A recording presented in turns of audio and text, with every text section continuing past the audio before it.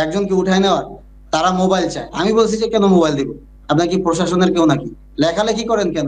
লেখালেখি করবো সোশ্যাল মিডিয়ায়, লেখলে কি কোনো সাংবাদিক হওয়ার প্রয়োজন আছে নাকি? না।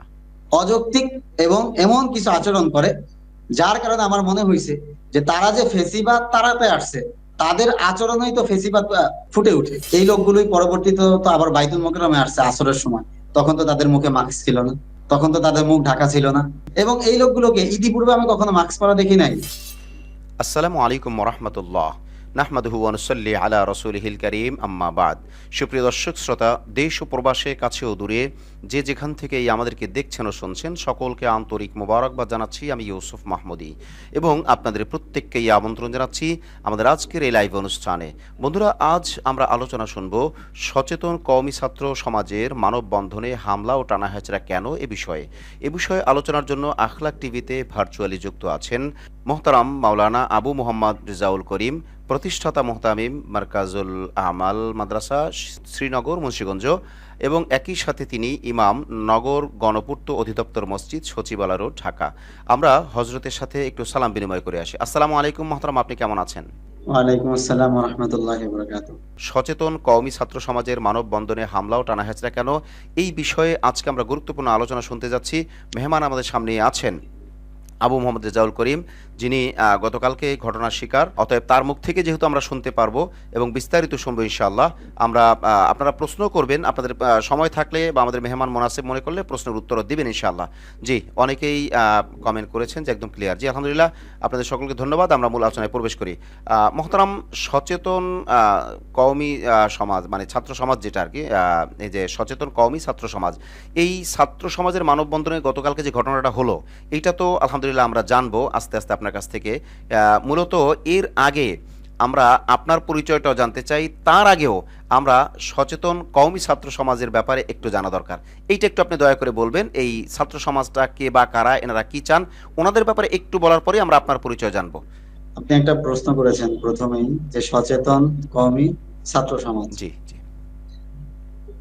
এটা শুধু, এই প্রশ্নটা আপনি যে, এটার উত্তর যেভাবে আপনার অজানা, এটার উত্তরটা কিন্তু আমারও অজানা। শুধু আমার অজানা নয়, বরং পুরা কওমি অঙ্গন, আমরা বলতে পারি যে আমাদের পুরা কওমি অঙ্গন এটার উত্তর জানে না। যে এই সচেতন কওমি ছাত্র সমাজ, এটা আসলে এটার পরিচয় কি, এটার প্রধান কে, এটার উপদেষ্টা কারা, এটার মুরব্বী কারা, এটা কিন্তু আজও পর্যন্ত কোনো এটার পরিচয় মিলেনি। বা তারাও যে যারাই এই সচেতন কওমি ছাত্র সমাজের নামে যারা ব্যানার নিয়ে আসছে, তারাও কিন্তু তাদের অনলাইনে বলেন অথবা সরাসরি ভার্চুয়ালে বলেন, তারা কখনোই কিন্তু এটার পরিষ্কারটা তাদের স্পষ্ট করে নাই যে তারা কারা। তারা কারা? তারা বলতে সচেতন কওমি ছাত্র সমাজ। যদি একটা প্রতিষ্ঠিত কোনো ছাত্র সমাজের ব্যানার হতো এটা, তাহলে নিশ্চয় এটার প্রধান কারা, এটার পেছনে কারা আছে, হ্যাঁ, এরপরে আপনার এটার মুরব্বী কারা, হ্যাঁ। তো এই বিষয়টা আপনার যেমন অজানা, আমারও অজানা, সেই সাথে সাথে পুরো কওমি অঙ্গন অজানা। বলতে পারি যে হঠাৎ করে কোনো একটা দল এখানে চলে আসছে, এরকম যে কিছু ছাত্র তাদের মনে চাইছে তারা এখানে চলে আসছে, ব্যাপারটা এরকম মনে হচ্ছে। জি, আপনি চমৎকারভাবে পরিচয় তুলে ধরলেন, কিন্তু তুলে ধরার মধ্যেও শেষে এসে আপনি যে কথাটা বললেন যে কিছু ছাত্র চাইছে, ওনারা একটা ব্যানার দিয়ে একটা কিছু করতে চাইছেন। হ্যাঁ, কিছু ছাত্র চাইলে করতে পারে, এটা তো সমস্যার কিছু না, কিন্তু সেটা তো পরিচয়টা ক্লিয়ার থাকতে হবে যে আমরা এই প্রতিষ্ঠানে আছি বা আমরা এই চাই, আমাদের এই পরিচিতি, তো এই জিনিসটা থাকা দরকার। আপনি চমৎকার বলেছেন, আপনাকে ধন্যবাদ। মোহতারাম, মূলত আপনার পরিচয়টা আমরা একটু জানতে চাই। আপনার পরিচয় জানলে আমাদের জন্য কথা বলা, আমাদের দর্শক শ্রোতাদের বোঝা বিষয়টা সহজ হবে। যেমন আপনার পরিচয়, আপনার আশেপাশের আপনার প্রতিষ্ঠান, আপনার কেন্দ্রিক যারা আছেন, আপনার আত্মীয় স্বজন যারা আছেন, সবাই চিনেন, কিন্তু আমভাবে আমরা যেহেতু একটা লাইভ অনুষ্ঠান করতে চাইতেছি, সেই হিসেবে লাইভ অনুষ্ঠানের মধ্যে আপনার পরিচয়টা জানা দরকার। জি, আপনি আপনার পরিচয়টা বলবেন। জি, আমার নাম তো আবু মোহাম্মদ রেজাউল করিম। জি আহ আমার নাম আবু মোহাম্মদ রেজাউল করিম। আমি কওমির একজন প্রাক্তন ছাত্র বলতে পারেন, জি। এবং কওমি ঘরানার একজন মানুষ। বর্তমানে আমি একটা মসজিদে খেদমতে আছি, নগর গণপূর্ত অধিদপ্তর মসজিদ, সচিবালয় রোড, ঢাকাতে। আর পাশাপাশি আমার ছোট দুইটা প্রতিষ্ঠান আছে। আহ, এই দুইটা প্রতিষ্ঠানে আমি খেদমত করতেছি। মাশাআল্লাহ, আপনার পরিচয় আমরা জানলাম। এবার মূলত আমরা আপনার ব্যাপারে আরেকটু জানতে চাই যে ফেসবুকে যে আপনি লেখালেখিটা করেন এটার আসলে উদ্দেশ্যটা কি? কারণ বিভিন্ন জন বিভিন্নভাবেই লেখালেখি করে। আখলাক টিভি নিয়ে আমিও লেখালেখি করি, মানে আখলাক টিভির প্ল্যাটফর্মে আমি লেখালেখি করি।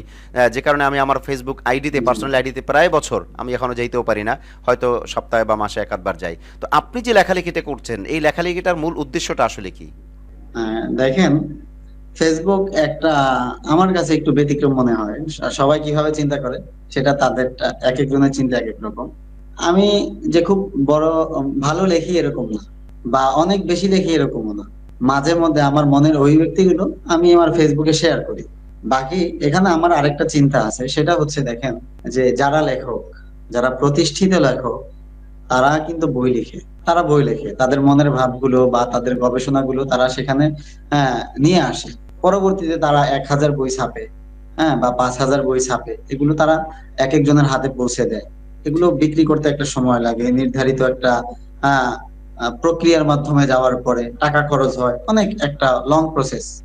এরপরে দেখা যায় যারা এই বইগুলো কেনে, হ্যাঁ, অবশ্যই তারা বই পাঠক, তারা কেনে, কিন্তু দেখা যায় একটা বই শেষ করতে অনেক সময় লাগে। কিন্তু আমার একটা এখানে থিম হচ্ছে যে আমি যদি ছোট্ট একটা লেখা লিখি, বা যে বিষয়টা আমার জানা, অথবা কোনো একটা মত শেয়ার করা, এটাকে যদি আমি অনলাইনে লিখতে পারি, তাহলে সেই ক্ষেত্রে দেখা যায় যে যদি একশো পাঠকে হয়তো কমেন্ট করবে, কিন্তু এটাকে হয়তো 1,000 মানুষ এটাকে এটার ভিউ হবে। জি। হ্যাঁ, তো আমার এই লেখাটা বা আমার এই মতামতটা কিন্তু 1,000 মানুষের কাছে কিন্তু আমি শেয়ার করে দিতে পারি। সেটা আমার বিভিন্ন ক্ষেত্রে হইতে পারে, দিনের বিষয় হইতে পারে, হ্যাঁ, অথবা দেশের বিষয় হইতে পারে, অথবা আমাদের মাদ্রাসা সংক্রান্ত যে কোনো বিষয় হইতে পারে। বাদ বাকি এরকম কোনো উদ্দেশ্য না যে ফেতনা ছড়ানো বা কাউকে উঠায় দেওয়া, কাউকে নামায় দেওয়া, বিষয়গুলো এরকম না। মাশাআল্লাহ, আপনি চমৎকার বলেছেন। আপনার পরিচয় এবং আপনার লেখালেখির বিষয়টা চমৎকারভাবে বললেন। এবার আমরা মূল পর্বে ঢুকে যাই যে আপনি গতকালকে সচেতন কওমি ছাত্র সমাজের যে ব্যানারে যে মানববন্ধন হচ্ছিল, ওই জায়গা থেকে আপনাকে টেনে হিচড়ে রিকশায় নেওয়া হয়েছে। আমরা লম্বা ভিডিও ফুটেজের মাধ্যমে, লাইভের মাধ্যমে আমরা দেখেছি যে সেখানে অনেক মানে টানা হেঁচড়ার ব্যাপার হয়েছে, অসম্মানজনক অনেক শব্দ বলা হয়েছে এবং আপনাকে ফেসবুকের পোস্ট ডিলিট করতে বলা হয়েছে, আপনি ডিলিট করেননি। এই যে বিষয়গুলো হয়েছে, তো এটা এখানে কিন্তু আপনাকে বলা হয়েছে যে আপনি ফেসিবাদের পক্ষের লোক। তো আসলে এখানে আপনার পরিচয়টা কি, মানে আপনার কার্যক্রমটা তুলে ধরবেন। দেখেন, ফেসিবাদের পক্ষের লোক নাকি বিপক্ষের লোক, আমি আমার ফেসবুকের কোনো পোস্ট আমি ডিলিট করি না। বাকি যদি কোনো পোস্টের ক্ষেত্রে আমার ভুলও হয়, সেক্ষেত্রে আমি নিজের ভুল আমি স্বীকার করি, এবং সেটা আমি লিখে দেই যে আমার এটা ভুল ছিল, আমি আল্লাহর রাস্তায় মাপ চাই, বা এই জাতীয় একটা কিছু আমি লিখে দিব। বাকি আমি ফেসিবাদের পক্ষের লোক নাকি বিপক্ষের লোক, সেটা কিন্তু জুলাই বিপ্লবের থেকে নিয়ে 5ই আগস্ট পর্যন্ত আমার টাইমলাইনটা যদি আপনি চেক করেন, আমি সেখানে কতগুলো পোস্ট দিয়েছি, হ্যাঁ, তাহলে কিন্তু এটা স্পষ্ট হবে যে আমি আসলে কি ফেসিবাদের পক্ষের নাকি বিপক্ষের লোক। দ্বিতীয় নাম্বার, আপনার এই 5ই আগস্টের পরে আমার ভূমিকা কি ছিল, বা ওই সময়টাতে আমাদের ভূমিকা কি ছিল। যে তখন তো নেট সবকিছু বন্ধ ছিল। বা গতকালকে আমি একটা বিষয় বলি, আমি পল্টন সেগুনবাগিচা এবং খতিব পরিষদের একজন সদস্য, সেখানে দপ্তর সম্পাদক। তা আমাদের সেখানে সাধারণ সম্পাদক কিন্তু এই বিষয়টা ক্লিয়ার করে দিয়েছেন, হ্যাঁ, আলেমদের পক্ষ থেকে এই বিষয়টা ক্লিয়ার করছেন যে আমি ফেসিবাদের কেউ না, হ্যাঁ, আমি ওলামা লীগের কেউ না, হ্যাঁ, বরং আমি রাজনীতি মুক্ত একজন মানুষ। তাহলে এবং মহতারাম, মহতারাম আপনাকে একটু ইন্টারাপ্ট করাই। তাহলে এই যে সচেতন কওমি ছাত্র সমাজের ব্যানারে যে মানববন্ধনটা হলো, এখানে তো আপনিও তাদের একটা পার্ট হিসেবে বলা চলে, বা আপনি বিভিন্ন বক্তৃতায় বলেছেন, আপনার আজকের লাইভেও আপনি এরকম বলেছেন যে আপনিও তাদের একটা পার্ট বা একটা অংশ। তাহলে আপনার হ্যাঁ, সাথে এই অবশ্যই। দ্বন্দ্বটা কেন হলো? হ্যাঁ, এখন দেখেন আমি কথা বলি, যে আমাকে যে ফেসিবাদের একটা অপবাদ দেওয়া হলো, বা ওলামা লীগের একটা ট্যাগ দেওয়া হলো, তারা কি আমার কার্যক্রম সম্পর্কে জানে? তারা যদি ঢাকা মেডিকেলের সিসিটিভি ফুটেজ চেক করে, সে 5ই আগস্ট থেকে নিয়ে, হ্যাঁ, আমার যাতায়াত সেখানে কতবার আছে, ঢাকা মেডিকেলে কতটা ওয়ার্ডে গেছি, কতটা সময় দিছি রোগীদের সাথে, সেগুলো কি আমি কি নিয়ে আসছি? আমি তো নীরবে কাজ করি। এবং গতকালকে পল্টন সেগুনবাগিচা এবং খতিব পরিষদের পক্ষ থেকে সাধারণ সম্পাদক সাহেব যে ভিডিও বার্তা দিয়েছেন বা লাইভে এসে যেটা বলেছেন, যে আমি কিন্তু আসলে শুধুমাত্র একটা বিষয় নিয়ে থাকি না। সে আমার কিন্তু প্রথম পরিচয় দিয়েছিলেন যে আমি একজন মানে সমাজসেবক, জি। সে আমাকে এটা দিচ্ছে, কিন্তু আমি কিন্তু তাকে এটা দিতেও বলি নাই। জি। আমি কিন্তু আমার কাজগুলো আমি যেগুলো করি এগুলো কিন্তু আমি আড়ালে করি। হ্যাঁ, হয়তো ফেসবুকে আমি লেখালেখি করি বা দিনে 4টা 5টা পোস্ট দিই, কিন্তু আমার কাজকর্ম বা আমি যে সমস্ত কাজগুলো করি এগুলো কিন্তু আমি কখনোই আনি না।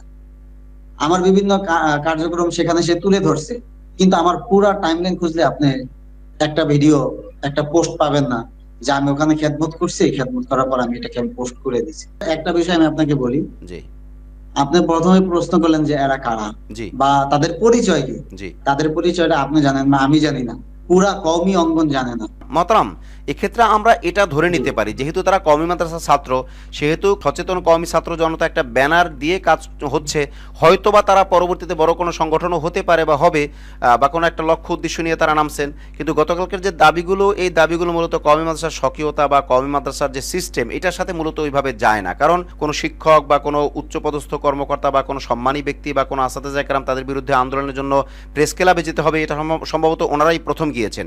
কিন্তু আমি সেই কর্মের বিচার করছি না বা সেই কর্মের চুলচেরা বিশ্লেষণে আমি যাচ্ছি না। আমার বক্তব্য হলো তাদের যে একটা সংগঠন, তারা যে দাওয়া মানে একটা দাবি করলো, একটা ব্যানার করলো, তারা যে গেল সেখানে মানববন্ধনের জন্য দাঁড়াইলো, তো এইটার সাথে আপনার সম্পর্ক কি? মানে আপনার সাথে এত এই যে কালকে টানা হাসরা হলো, আপনাকে অটোতে উঠানোর জন্য চেষ্টা করলো, উঠাইলো, নিল, এরপরে পুলিশ আসলো, এই যে এত কিছু, মানে এটা তো কওমি অঙ্গনের মান সম্মান গেল। কিন্তু আমি মূলত জানতে চাইছি যে আপনি ওখানে কেন, আপনার ওখানে কি কাজ, বা তাদের সাথে আপনার দূরত্বই বা কেন, বা আপনাকে তারা চিনে কিনা, যদি না চেনে তাহলে এই ঘটনা কেন ঘটলো, আহ, এইটা একটু বিস্তারিত বললে ভালো হ্যাঁ, হয়। হ্যাঁ, আমি আপনাকে ক্লিয়ার করছি। দেখেন, আমি আপনাকে সংক্ষেপে বলি। 1 নম্বর কথা হচ্ছে যে তারা আমার উপরে ক্ষিপ্ত কেন। আমি জোহরের আগে একটা পোস্ট দিয়েছিলাম যে আপনারা 2টায় প্রেস ক্লাবে আসেন, কওমি গাদ্দারদেরকে আপনারা চিনতে পারেন। ও, ঠিক আছে, আচ্ছা, আচ্ছা, এই আচ্ছা, মানে পোস্টটার কারণে আপনি ওনারা যে এই প্রোগ্রাম করছে পোস্টটা সেটার না, বিপক্ষে আপনি পোস্ট দিয়েছিলেন, এরকম আর কি। হ্যাঁ, এটার একটা পোস্ট দিয়েছি। হ্যাঁ, জি, দেখেন, 1 নম্বর হচ্ছে যে তাদেরকে আমি তাদের আমার ক্ষোভ, হ্যাঁ, যে আমি তাদের বিরুদ্ধে কেন লিখি, আমি তাদের বিরুদ্ধে কেন লিখি। তো এখানে তাদের একটা অংশের সাথে আমি সহমত যে তারা শুধুমাত্র 3জন ব্যক্তিকে সামনে নিয়ে আসছে। হ্যাঁ, কিন্তু এটার লিস্টটা আরো বড় হওয়া দরকার, এটার লিস্টটা আরো বড় হওয়া দরকার। নাম্বার 2, তাদের দাবি সঠিক কিন্তু তাদের পদ্ধতি ভুল। তাদের দাবি সঠিক, তাদের পদ্ধতি ভুল। যে পদ্ধতি এই জন্য ভুল যে দেখেন, যে আন্দোলন, মিটিং, এখন মিছিল, সংগ্রাম মহতারাম, এগুলো মহতারাম, সব হবে, আপনাকে ঠিক একটু আছে, থামাই, আমি আমাদের বোর্ডের আমি মাধ্যমে। আপনাকে একটু থামাই। আপনি যেহেতু বলছেন যে তারা শুধুমাত্র 3জন আছে, আরো বেশি আনা দরকার ছিল, তাহলে 3জন আইনা তারা যেই পরিমাণে অপরাধী বা যেই পরিমাণে দোষী, তাহলে আরো বেশি আনলে আপনার হিসাব মোতাবেক তাহলে তো আরো বেশি দোষী হবে। তাহলে আমি ইউসুফ মাহমুদই তো আপনাকে সমর্থন করবো বা ওনাদেরকে সমর্থন করবো না। কেন সমর্থন করবো না? আমরা তো কওমি ঘরানারই, আমরা তো কওমি থেকেই ফারেক হওয়া কেউ। তো আমরা যেহেতু কওমির, আর কওমি নিয়েই এভাবে হবে রাস্তাঘাটে, এটা তো অন্তত আমরা সাপোর্ট করি না। বা কওমি সচেতন বলতে ওনারা দাবি করতেছেন সচেতন ছাত্র সমাজ, তো সচেতন ছাত্র সমাজের বাইরেও তো সচেতন কোনো গার্জিয়ান সমাজ আছে, আসাদাজ একরাম সমাজ আছে, আরো সচেতন অনেকে আছে। তো এই ক্ষেত্রে তো আপনি ওনাদের চেয়ে তো আপনি আরো বেশি দোষী। আপনি কি ব্যাখ্যা করবেন? কারণ আপনি চেতেছেন আরো বেশি নাম, ওনারা তো মাত্র 3জন নিয়ে আসছে। হ্যাঁ, আমার কথা বোঝেন। তারা যদি বলে যে আওয়ামী দোসরদেরকে এখান থেকে বের করে দিবে, হ্যাঁ, আচ্ছা, আওয়ামী দোসর যারা ফ্যাসিস্টের দালাল, এদেরকে বের করবে, এটার সাপোর্ট সবাই করবে। বাদ বাকি আমার কথা হচ্ছে যে তোমরা 3জন আনলা কেন, এই জন্য তাদেরকে আমি গাদ্দার বলছি। হ্যাঁ, যে যদি তারাই তো হয়, একটা যৌক্তিক দাবি নিয়ে যদি মাঠে আসো, তাহলে 3জন কেন, বাকিদেরকে বাদ কেন, এখান থেকে এই তালিকা থেকে বাদ কেন। এবং এটাকে কেন্দ্র করে আমি কিন্তু আবার আমার আগের পোস্টের মধ্যে আমি আরো কয়েকজনের নাম বলেছিলাম যে তাদেরকেও আনা হোক, তারাও তো নির্বাচনে করেছে, তাদেরকেও আনা হোক। হ্যাঁ, তো তাদেরকে আনলেন না, শুধুমাত্র কয়েকজনকে নিয়ে আসলেন। অতএব এখানে ভিন্ন স্পষ্ট বোঝা যাচ্ছে যে এখানে একটা তারা একটা পক্ষের লোক, তারা একটা পক্ষের লোক। তারা এটাকে কেন্দ্র করে, তারা এই সাইনবোর্ডটাকে কেন্দ্র করে কওমি অঙ্গনে বড় ধরনের একটা ফেতনা করতে চাচ্ছে। এই জন্য আমি তাদেরকে কিন্তু জাতীয় গাদ্দার বলিনি, তাদেরকে আমি কওমির গাদ্দার বলছি। হ্যাঁ, তারা কালকে আমাকে গাদ্দারের ব্যাখ্যা চাইছে যে কেন গাদ্দার বললেন। আমি কিন্তু তাদেরকে বলেছি যে আমি কিন্তু জাতীয় গাদ্দার বলি না, আমি তাদেরকে কওমির গাদ্দার বলছি। তাহলে অবস্থা আপনারা কিন্তু অবস্থা দাঁড়ালো এটা যে আপনি ওনাদের প্রোগ্রামকে সামনে রেখে আপনি ওনাদের প্রোগ্রামের উপরে একটা পোস্ট করেছেন, যেটাকে আপনি ওনাদেরকে গাদ্দার বলেছেন। আবার আপনি ওখানে প্রোগ্রামেও অ্যাটেন্ড করেছেন। তো প্রোগ্রামে অ্যাটেন্ড করার উদ্দেশ্যটা কি? আপনি কি মেহমান হিসেবে বা ওনাদের সাথে সহকর্মী হিসেবে, না কোন হিসেবে আপনি গেলেন? আমি তাদেরকে 1 নম্বর কথা হচ্ছে তারা কি বলে সেটা শোনার জন্য আমি গিয়েছি। জি, হ্যাঁ, আমি ওখানে গিয়েছি আমি শোনার জন্য। ইভেন আমি তাদের যেই লাইভটা আমি প্রচার করছি সেখানের মধ্যেও কিন্তু আপনার শিরোনাম ছিল যে বেফাকের মহাপরিচালক যে তার বিরুদ্ধে কি সচেতন কমি ছাত্রদের মানে এই মানববন্ধন, আমি কিন্তু শিরোনামের মধ্যে কোনো কিন্তু কি তাদের তারা যেই দাবি নিয়ে আসলাম কিন্তু ওইটাই প্রচার করছি। জি। হ্যাঁ, আমি ওটাই প্রচার করছি, কিন্তু হেনস্থ করার তাদের মূল কারণ ছিল তাদের পূর্বের ক্ষোভ ছিল। এবং প্লাস এখানে আরো কিছু আছে যে আপনারা ব্যানারে দেখছেন মাত্র কয়জন, যে এত বড় ব্যানার যে লোক দাঁড়াইলেও ভরে না। হ্যাঁ, মানে এত লোক সংখ্যা যে যেই ব্যানারটা বানাইছে এই ব্যানারটাও লোক সংখ্যা দিয়ে কি করতে পারতেছে না, তারা ভরতে পারতেছে না। কিন্তু পরবর্তীতে যখন আপনার মাঝামাঝি পর্যায়ে গেছে তাদের এই মানববন্ধনে, তারা বক্তৃতা করতেছিল, ওই সময় মুখোশধারী মাস্ক পরে কিছু মানুষ সেখানে আসছে এবং তাদেরকে আমি চিনি। সময় যখন পরিস্থিতি বা আসবে যে তাদের নাম বা তাদের কি পরিচয় কি, সেটা আমি ইনশাল্লাহ বলবো। তখন তারা আসার পরে তাদের সাথে আমার পূর্ববর্তী একটা বিষয় নিয়ে মতভেদ ছিল, পূর্ববর্তী একটা মিথ্যা বিষয় নিয়ে মতভেদ ছিল, যেই মিথ্যাটাকে আমি ফাঁস করে দিয়েছিলাম, যার কারণে তারা আমার উপরে প্রচন্ড রেগে ছিল, ক্ষোভ ছিল। এবং তারা আসার পরে এক একজনকে মেসেজ কল ইত্যাদির মাধ্যমে বাকি 15-20 মিনিটের মধ্যে সেখানে প্রায় 30 থেকে 40 জন লোকের মতো হবে যে তারা সেখানে জড়ো করে ফেলছে। হ্যাঁ, তাহলে এই বিষয়টা এই কেমন লোকগুলো হলো তারা মহতারাম? ব্যানারের সামনে। এই বিষয়টা কেমন হলো যে ওনারা জি, অনুষ্ঠান করার জন্য আসলেন 10 জন বা 12 জন অথবা 8 জন, 10 জন হ্যাঁ, প্লাস মাইনাস, কিন্তু আপনাকে ইয়ে করার জন্য তারা 25-30 জন হয়ে যায়, এটা কি রকম বিষয় হলো? এখন দেখেন, আমি এই বিষয়টা আরেকটু ক্লিয়ার করতেছি যে দেখেন তারা আসছে, যদি মানববন্ধনে এসে থাকে আমরা সবাই জানি মানববন্ধনের নিয়ম হচ্ছে সবাই একসাথে সারিবদ্ধ হয়ে দাঁড়ায়। জি। মানুষ যত বেশি হয় মানববন্ধনটা কি তত আমরা ফলপ্রসূ ফলপ্রসূ মনে হয়। করি। জি, জি, জি। তারা কিন্তু একবারের জন্য মুখে থেকে মাস্ক খুলেন নাই, প্লাস আপনার এই যে ব্যানার ছিল তাদের ব্যানারের সামনেও তারা আসেন নাই, তারা ক্যামেরার পিছনে থাকছে এবং তারা মাস্ক পরিহিত ছিল। এবং আপনি দেখছেন আমাকে যখন তারা টানা হেঁচড়া করে এবং আমার উপরে যখন হামলা করে তখন কিন্তু তারা কিন্তু মাস্ক পরা বেশ কয়েকজন ছিল। হ্যাঁ, তাদের ওখান থেকে বেশ কয়েকজন ছিল। এখন তারা যেহেতু এবং ছাত্র মানুষ হয়তো তারা তাদের তারা ছাত্র ছিল না, যারা পরবর্তীতে আসছে তারা ছাত্র ছিল না। তারা আপনার এখন কর্মজীবনে কমপক্ষে কারো বয়স 15 বছর, কারো বয়স 10 বছর, কারো বয়স 20 বছর, এরকম। হ্যাঁ, মানে কর্ম তারা এরকম কর্ম সিনিয়র পার্সন ছিল। কর্মস্থলে তার বয়স এইটার কথা বলছেন? জি জি জি, তারা ছাত্র না। জি, আপনি তারা ফেসিবাদের পক্ষের লোক কিনা সেখানে আপনি বললেন যে না, আপনি ফেসিবাদের পক্ষের লোক না, কিন্তু আপনি কোনো গোষ্ঠীর হয়ে বা কোনো গুপ্তচর হয়ে কোনো কাজ করছেন কিনা এ ব্যাপারে আপনি কি ব্যাখ্যা করবেন? না, এই ব্যাপারে আমি একেবারে ক্লিয়ার বলবো যে আমাকে তারা দেখেন আমাকে কত ভাবে তারা, এক নম্বরে তারা বললো যে আপনারা যদি যারা লাইভে ছিলেন, আপনারা যদি মিডিয়ার কথাগুলো শুনেন সেখানে দেখতে পাবেন আমাকে একবার বললো আমি ফেসিবাদীর দালাল, হ্যাঁ আমি ওলা মালিক, এরকম একটা ট্যাগ দিল। দ্বিতীয় নম্বর দিল আপনার আমি নাকি যাত্রাবাড়ির মাদ্রাসার বিরুদ্ধে লেখালেখি করি, আমি নাকি যাত্রাবাড়ি মাদ্রাসার বিরুদ্ধে লেখালেখি করি, আমি নাকি মাহমুদুল হাসান সাহেবের বিরুদ্ধে লেখালেখি করি। অথচ আমার পুরা টাইম লাইন জুড়ে আপনি এই যে একটা অপবাদ দিল যে আমি যাত্রাবাড়ির বিরুদ্ধে লিখি অথবা কি করি মাহমুদ হাসান সাহেবের বিরুদ্ধে লিখি, এরকম কোন একটা লেখা আমাকে দেখাতে পারবেন না। এরপরে তারা আমাকে লীগের কথা বলছে যে আমি লীগকে সমর্থন করি কিনা, এই ব্যাপারেও কিন্তু কোনো পোস্ট পাবে না যে যেখান থেকে প্রমাণিত হয় যে আমি লীগ করি বা ওলামা লীগের সাথে আমার কোনো সম্পৃক্ততা আছে, এটা কিন্তু পাবে না তারা। এটা আচ্ছা। তাদের একেবারেই মিথ্যা একটা অপবাদ। জি, এখন ওই সময় যে আপনাকে টেনে হিঁচড়ে নেওয়া হলো, তো এরপর আমরা আরো একটা আবার কথা শোনা জানি যে যাচ্ছে না। আপনাকে এতাতিদের ইমাম বলল মিডিয়া, এটার কারণ কি? মানে এতাতিদের সাথে আপনার কোনো সম্পর্ক আছে কিনা? হ্যাঁ, এটাও তাদের মন গড়া একটা ব্যাখ্যা, এটাও তাদের মন গড়া। দেখেন একবার বলতেছে এতাতিদের ইমাম, এক একজনের কাছে এক এক পরিচয় দিচ্ছে। এবং এই বিষয় দুইটা পুরাপুরি ক্লিয়ার করছে আমাদের পল্টন সেগুনবাগিচা ইমাম খতিব পরিষদের সাধারণ সম্পাদক, যে আমার সাথে এতাতিদের কোনো সম্পর্ক নেই। হ্যাঁ, বরং তাদের বিরুদ্ধে আমার শক্ত মজবুত অবস্থান।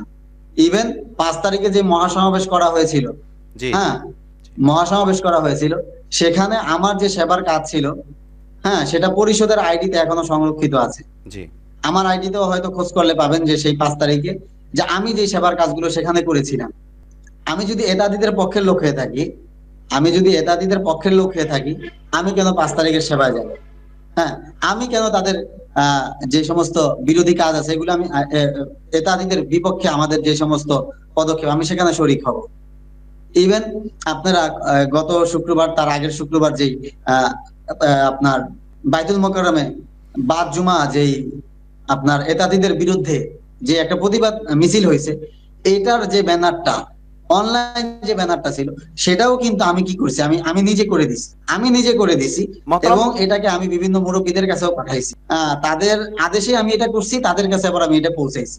তো তারা যদি আমাকে এটা থেকে মুক্ত দেন বা এই কথা বলে আমাকে স্বীকৃতি দেন যে না এই লোকটা এতাতি না, তাহলে এরপরে দেখেন আমাদের কাকরাইলের সাথে যে পরামর্শ করে চলেন আমাদের পল্টন সেগুনবাগিচা ইমাম খতিব পরিষদের সাধারণ সম্পাদক, তিনি কিন্তু আমাদের এই পুরা জোনের মুরব্বী।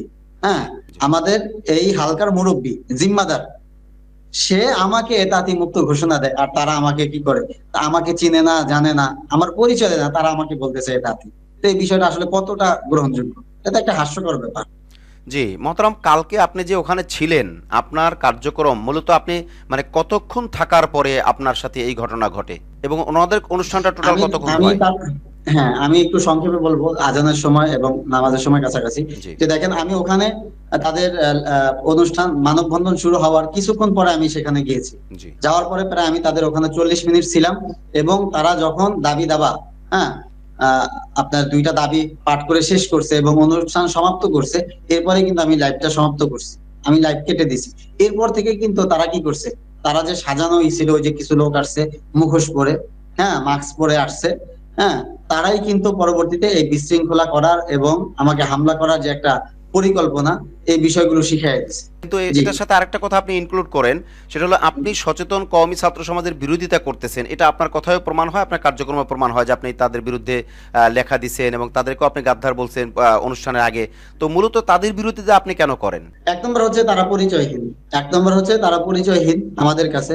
হ্যাঁ, যদি তারা আমাদের পরিচয় দেয়, তাদের পরিচয় স্পষ্ট করে, হ্যাঁ, সেক্ষেত্রে দেখা যায় অনেক ছাত্র তাদের তাদের সাথে করতে পারে, তাদের সাথে আরো সাথী হতে পারে।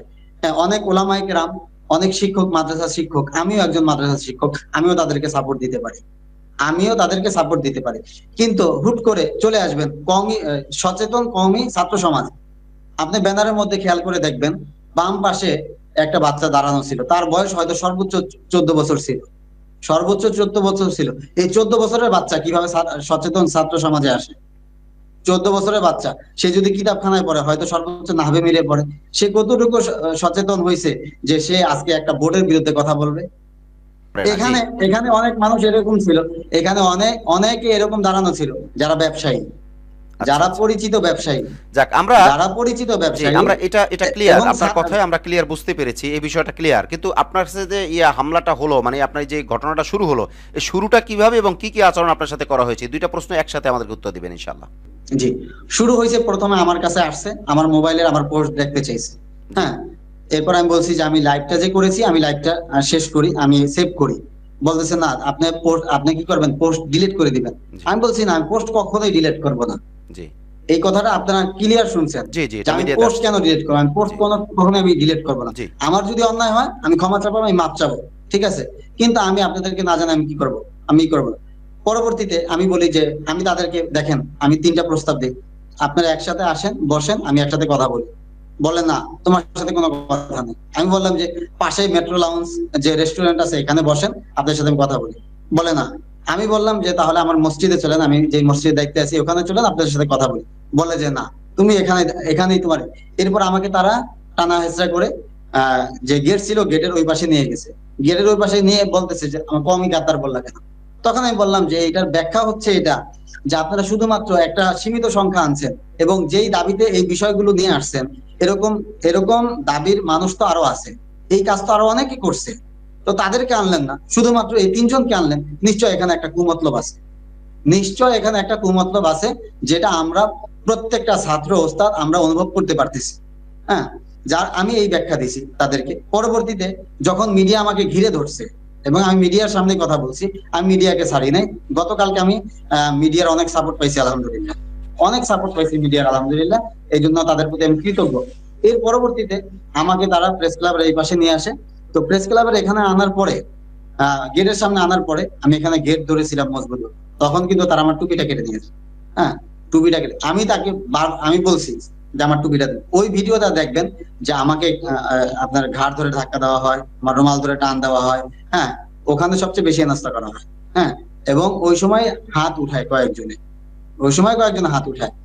এরপরে ওখান থেকে যখন আমি উঠে, ওই সময় প্রশাসন চলে আসছে, পুলিশ ভাইরা চলে আসছে। পুলিশ চলে আসার পরে আমি তাদের সহযোগিতা নেই এবং তাদের তাদের হেফাজতে আমি গিয়ে এরপর আমি বাদ বাকি কাজটি করি। হ্যাঁ, এতটুকুই। তো জি, পরবর্তীতে জি, যে শাহবাগের যে ওসি সাহেব ছিলেন, আলহামদুলিল্লাহ খুব আন্তরিক পূর্ণ ব্যবহার করেছেন। তিনি যোগাযোগের মাধ্যমে এবং আমাদের এখানের স্থানীয় যারা ছিলেন জি। তাদের সহায়তায় এই বিষয়টা তারা তারা তখন পিছপা হয়ে যায়। এক কথায় বলা যায় যে তারা এক প্রকার পিছপা হয়ে যায়। হ্যাঁ, এবং নরম হয়ে যায় এবং মূলত তারা তারা সেখানে তারা স্বাক্ষর করে চাইছিল কি আমাকে আপনাকে ছেড়ে তারা দেয়। নিয়ে যেতে চাইছে, মূলত চাইছে কি নাকি মারধর জি। করা, মানে চাইছিল কি তারা মূলত? হ্যাঁ, এখানে দেখেন তাদের তাদের গুন্ডামি যেটাকে বলে, এরকম একটা আচরণ তাদের মধ্যে। এক নম্বর কথা হচ্ছে, আপনি ওখানে একটা ভয়েস পাবেন যে ওকে এখানে সাইডে নিয়ে চল, সাইডে নিয়ে চল। আরেকজনে বলতেছে যে এখানে ক্যামেরা আছে, এখানে না, সাইডে নিয়ে চল। এই একটা দেখেন। দ্বিতীয় নম্বর বলতেছে যে ওকে মাদ্রাসায় উঠাই নিয়ে যা, ওকে মাদ্রাসায় নিয়ে চল। তো মাদ্রাসায় উঠাই নিয়ে যাবে কেন? এখানে কি আলোচনা করা যায় না? মাদ্রাসায় কি কোনো কি টর্চারের সেল আছে? মাদ্রাসায় কি কোনো টর্চারের সেল আছে কমি মাদ্রাসায়? আমার জানা মতে নাই। তো তারা মাদ্রাসায় নিয়ে কি করবে? একজনকে উঠায় নেওয়ার, তারা মোবাইল চায়। আমি বলছি যে কেন মোবাইল দিব? আপনার কি প্রশাসনের কেউ নাকি? লেখালেখি করেন কেন? লেখালেখি করবো, সোশ্যাল মিডিয়ায় লেখলে কি কোনো সাংবাদিক হওয়ার প্রয়োজন আছে নাকি? না। অযৌক্তিক এবং এমন কিছু আচরণ করে, যার কারণে আমার মনে হয়েছে যে তারা যে ফেসিবাদ তাড়াতে আসছে, তাদের আচরণেই তো ফেসিবাদ ফুটে উঠে। জি মোহতারাম, আপনি তাদের আচরণেই তো আপনার সাথে, ফেসিবাদ। জি আপনার কথা ক্লিয়ার, আমরা সব বুঝতে পেরেছি। আপনার সাথে যে ঘটনা ঘটলো, এই ঘটনা ঘটার মধ্যে সবচেয়ে খারাপ দিক আপনার কাছে কি মনে হয়, যে এখানে খারাপ মেসেজটা কি, খারাপ বিষয়টা কি আসে? দেখেন, এখানে একটা আমি সবচেয়ে বড় মেসেজ পাইছি যে যে মানবতা বলতে যেটা, এই মানবতাটুকু আমি তাদের কাছে পাইনি। সেটা বিষয় হচ্ছে, দেখেন, একজন, আমরা এরকমও হাদিসে ঘটনা পড়ছি যে কুকুরকে পানি পান করায় কি পাইছে? জান্নাত পাইছে। আমি তখন পিপাসিত ছিলাম। আমি তাদের কাছে কম পক্ষে 30 বার পানি চেয়েছি, কম পক্ষে 30 বার পানি চেয়েছি, আমাকে তারা পানি দেয়নি। 30 বার আমি তাদের কাছে পানি চেয়েছি যে আমার আমার ভিতর পর্যন্ত শুকিয়ে গেছে, আমাকে পানি দেন, পানির ব্যবস্থা। এই কথা পর্যন্ত বলছে যে দত্ত রাখ, পানি, পানি পরে খাবি। হ্যাঁ, পানি পরে খাবি। ইভেন আমাকে যখন, আমি যখন পুলিশের হেফাজতে ছিলাম, পুলিশের হেফাজতে ওই সময় আমার সাথে যারা ভিতরে ছিল তাদের কাছে আমি পানি চেয়েছি, তারা পানি দেয়নি। এক পর্যায়ে আমি আমার মানি ব্যাগ খুলে 100 টাকা বের করছি। 100 টাকা বের করে আমি বলছি যে ভাই, আমার জন্য এক বোতল পানির ব্যবস্থা করেন। একজন, ওখানে যারা উপস্থিত ছিল, ভিতরে ঢুকছিল বিপক্ষের, একজনও আমার টাকাটা হাতটা ধরে নাই, বাইরের কাউকে বলে নাই। পরবর্তীতে প্রশাসনের এক ভাই, পুলিশ এক ভাই, হ্যাঁ, আমাকে সাহায্য করেছেন, লাভলু ভাই। হ্যাঁ, সে ওখানে দায়িত্বে ছিলেন। সে তা আরেকজন কি বলছে, সে ওই পুলিশ ভাই আমাকে পরবর্তীতে ভিতর থেকে বোতল ভরে পানি আনে দেয়। হ্যাঁ, আসলে এটা কি মানবতা? ওখানে আপনি কতক্ষণ ছিলেন? এটা কি মানবতা? ওখানে সব মিলিয়ে হয়তো 15 থেকে 20 মিনিট হবে। জি, জি, জি। আপনি এই ঘটনার জন্য আসলে কাকে দোষী মনে করেন? হ্যাঁ, আমি দোষী মনে করি, দেখেন, যারা ছাত্র ছিল তাদের এত স্পর্ধা হওয়ার কথা না, এতটা সাহস তাদের থাকবে যে তারা একজনকে অ্যাটাকিং মোডে যাবে, এরকম না কিন্তু। হ্যাঁ, বরং মাস্ক পরে কেন আসবে? এই লোকগুলোই পরবর্তীতে তো আবার বাইতুল মোকাররমে আসছে আসরের সময়। তখন তো তাদের মুখে মাস্ক ছিল না, তখন তো তাদের মুখ ঢাকা ছিল না। তখন মুখটা ঢাকা ছিল কেন? আপনি এইটা জানলেন কেমনে যে তারা বাইতুল মিডিয়ার মোকাররমে সামনে আসছে? তাদের মুখটা ঢাকা ছিল কেন? জি। আপনি এটা জানলেন কেমনে তারা বাইতুল মোকাররমে আসছে?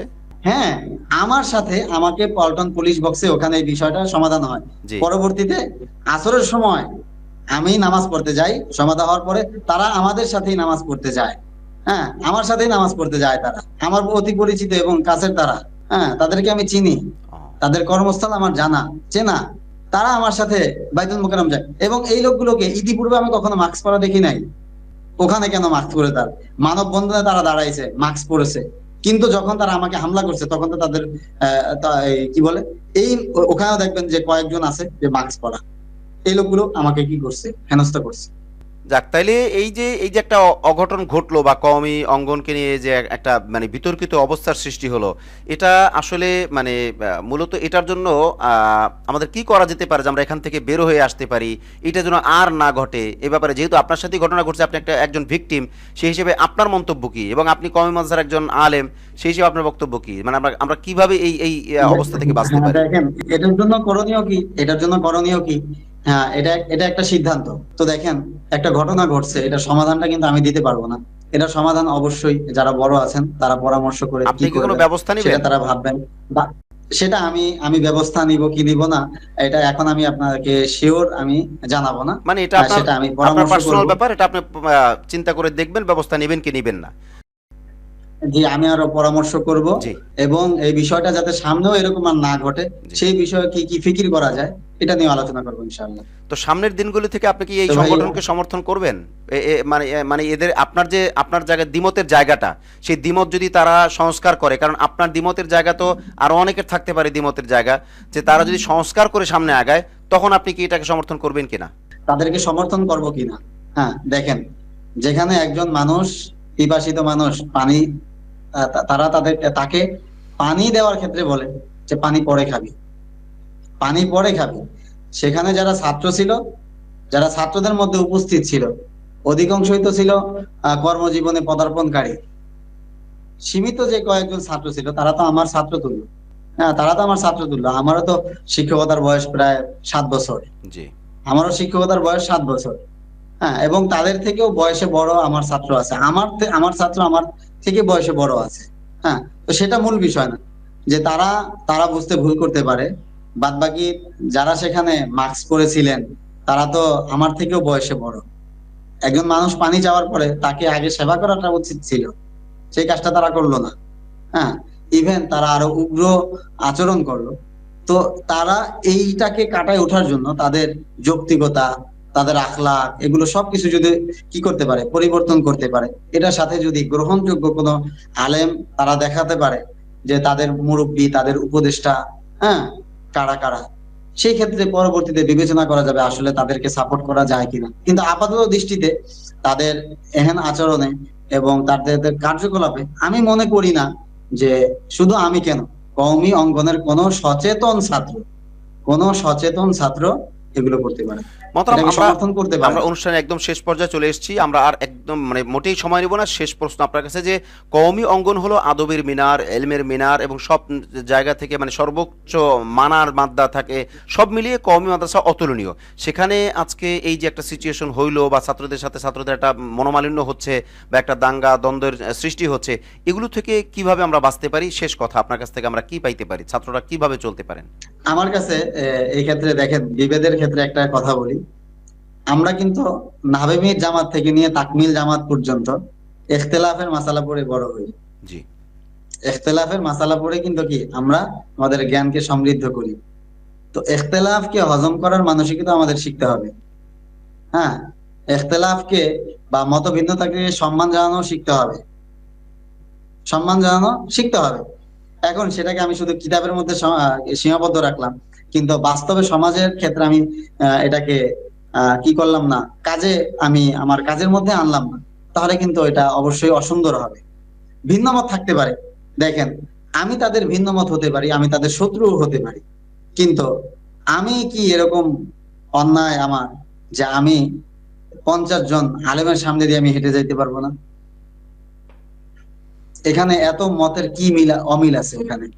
এজন্য আমি মনে করি যে ইখতিলাফের মাসালা কিতাবের মধ্যে শুধু সীমাবদ্ধ রাখা না, বরং এটা যে শিক্ষাটা, মত ভিন্নতা থাকতে পারে কিন্তু সম্মানবোধ থাকতে হবে। প্লাস আরেকটা বিষয় আমি ক্লিয়ার করি, যারা মাস্ক পরে সেখানে ছিলেন এবং যেই কারণে পূর্বের জের ধরে আমার সাথে তাদের একটা মনোমালিন্য চলে আসছিল, এরপরেও কিন্তু তাদের সাথে আমার কি হয়েছে, দেখা সাক্ষাৎ হয়েছে। হ্যাঁ, এবং 5 তারিখের যে একটা সমাবেশ ছিল তাবলিগের বিষয়, আমি সেখানেও আমার বিরোধী একজনকে আমার লাইফের মধ্যে আমি আনছিলাম, জি, তাকে আমি ভাই বলে সম্বোধন করছি, আসার সময় মুসাফা করছি, গিয়ে সম্বোধন, ইভেন গতকালকেও আমি তার সাথে মুসাফা করছি। জি, এটা তো ইখতিলাফের শিক্ষা। জি, জি, ইখতিলাফের শিক্ষা এটা না যে যে ভিন্ন মতের থাকবে তাকে দমন করো, তার তার উপরে শক্তি প্রয়োগ করো, এটা থাকবে। ইখতিলাফের সৌন্দর্যই তো এটা। জি। আমি মনে করি যে এই সৌন্দর্যটা সবার মধ্যে আসা উচিত। মাশাআল্লাহ, মাশাআল্লাহ, আপনি চমৎকার বলেছেন। আমরা আর সময় নিচ্ছি না। আমরা আজকে যে শিরোনামে ছিলাম যে সচেতন কওমি ছাত্র সমাজের মানববন্ধনে হামলা ও টানাহেঁচড়ার কেন? এই টানাহেঁচড়া এবং হামলার ব্যাপারে আমরা বিস্তারিত আপনার কাছ থেকে জানলাম।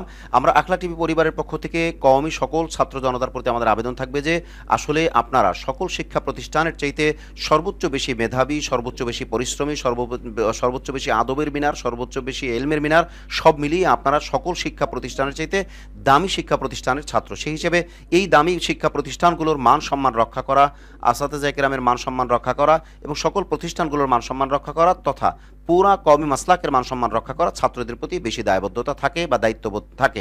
সেই হিসেবে আমরা সকলের কাছে সে আবেদন করব। আজ তাহলে এ পর্যন্তই। দেখা হচ্ছে পরবর্তী কোনো লাইভে অথবা পরবর্তী কোনো ভিডিও বার্তায়।